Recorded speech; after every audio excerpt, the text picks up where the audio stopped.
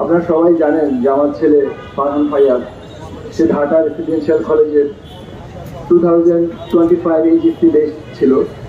সে গত 18 জুলাই ধানমন্ডি 27 নম্বরে তার বন্ধুদের নিয়ে সাথে নিয়ে তাদের শান্তিপ্রিয়ভাবে, তাদের হাতে কোনো লাঠি সোটা ছিল না, তারা ছিল তাদের নৈতিক দাবি যেটা কোটা বিরোধী আন্দোলন, বৈষম্য বিরোধী কোটা আন্দোলন, সেই দাবিতে তারা জাস্ট সমবেত হয়েছিল ধানমন্ডি 27 নম্বরে। অথচ সেইখানে তারা সেই আওয়ামী সন্ত্রাসী বাহিনী, তৎকালীন গভর্নমেন্টের পুলিশ বাহিনী নির্মমভাবে নির্বিচারে গুলি চালায়।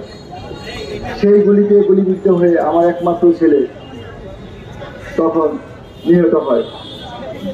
ওই সময়ে আমরা ওই ফ্যাসিস্ট সরকারের কাছে বিচার চাইতে পারিনি, কারণ যে খুনি তার কাছে তো বিচার চেয়ে কোনো লাভ নেই।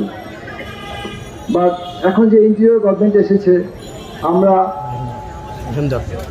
সেই সুবাদে আমরা ন্যায় বিচার পাবো বিধায় আমরা আদালতের শরণাপন্ন হয়েছি, আমরা মামলা করেছি। কিন্তু যেখানে আমরা মামলাটা করেছি ইন্টারন্যাশনাল ক্রাইম ট্রাইব্যুনাল আইসিটির, ওখানে দেখলাম যে খুবই নাজুক অবস্থা।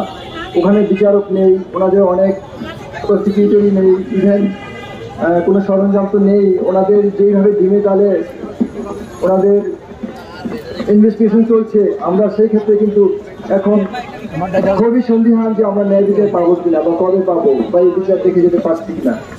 যাই হোক, আবহাওয়া খুব প্রতিকূলে, আমি আমার বক্তব্য দীর্ঘায়িত করবো না।